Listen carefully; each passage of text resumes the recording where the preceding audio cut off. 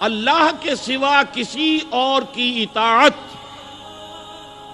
جس سے اللہ کی معصیت لازم آتی ہو، شرک۔ لا طاعت لمخلوق فی معصیت الخالق، مخلوق میں سے کسی کی اطاعت نہیں ہوگی یہ اس معاملے میں جس میں خالق کی معصیت لازم آ رہی۔ ہاں، خالق کے احکام کے اندر والدین کا حکم بھی مانو، اطاعت کرو، اساتذہ کا حکم مانو، کسی اور کو اپنا لیڈر مانا ہے اس کا حکم مانو، لیکن ناٹ بیونڈ، وہ جو سرکل ہے کتاب و سنت کا اس سے باہر نہیں۔ لا طاعت لمخلوق فی معصیت الخالق، یہ آپ الجبرے کے فارمولے کے طور پر اپنے سامنے رکھیے، اب اسے اپلائی کیجئے۔ جیسے فارمولوں کے ذریعے سے پھر بڑے بڑے وہ سم جو ہے وہ حل کیے جاتے تھے سوالات۔ صبح کا وقت ہے، آنکھ بھی کھلی ہے، کوئی اذان کی آواز بھی کان میں آئی ہے، آپ کا نفس کہتا ہے ابھی سو جی۔ آپ نے اپنی چادر یا کمبل کو درست کیا اور کروٹ لی اور سو گئے۔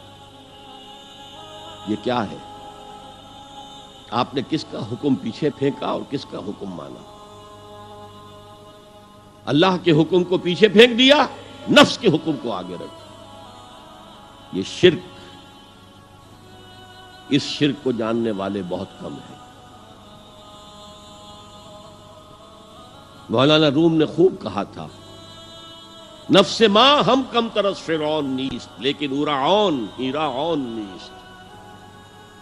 میرا نفس بھی فرعون سے کم نہیں ہے۔ فرعون نے کہا تھا نا الیس لی ملک مصر وہذہ الانہار تجری من تحتی، کیا اس ملک مصر کی حکومت میری نہیں ہے؟ اور سارا جو یہ آب پاشی کا نظام ہے، انہار کا نظام ہے، وہ میرے کنٹرول میں نہیں ہے؟ جس کا چاہوں موگا کھلا رکھوں، جس کا چاہوں بند کر دوں۔ یہ تھا خدائی کا دعویٰ، انا ربکم الاعلی۔ تو مولانا روم کہتے ہیں میرا نفس بھی اس سے کمتر نہیں ہے۔ وہ کہتا یہ جسم میرا ہے، اس پر میرا حکم چلے گا، میں نہیں جانتا کون اللہ کون رسول، کیا حرام کیا حلال۔ تو فرعون سے کم تو نہیں ہے میرا نفس، لیکن اورعون اس کی بہت مدد تھی، فوج تھی، لاؤ لشکر تھا، تو اس نے زبان سے بھی کہہ دیا کھل کر انا ربکم الاعلی۔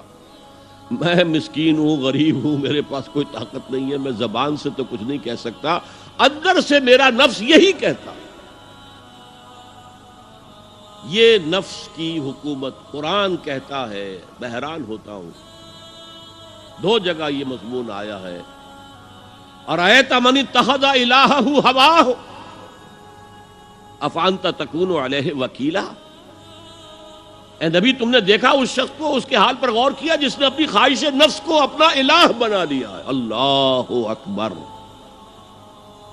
الہ، لا الہ الا اللہ، کلمہ توحید کا مرکزی لفظ یہاں آ رہا ہے، من اتخذ الہہ ہواہ، جس نے اپنی خواہش نفس کو اپنا معبود بنا لیا، الہ بنا لیا۔ افانت تکون علیہ وکیلا، کیا آپ ایسے شخص کی کوئی ذمہ داری لے سکتے ہیں؟ سود حرام ہوا کرے جی، حرام ورام، ہمارا دھندا جو ہے وہ آگے بڑھ نہیں سکتا، تو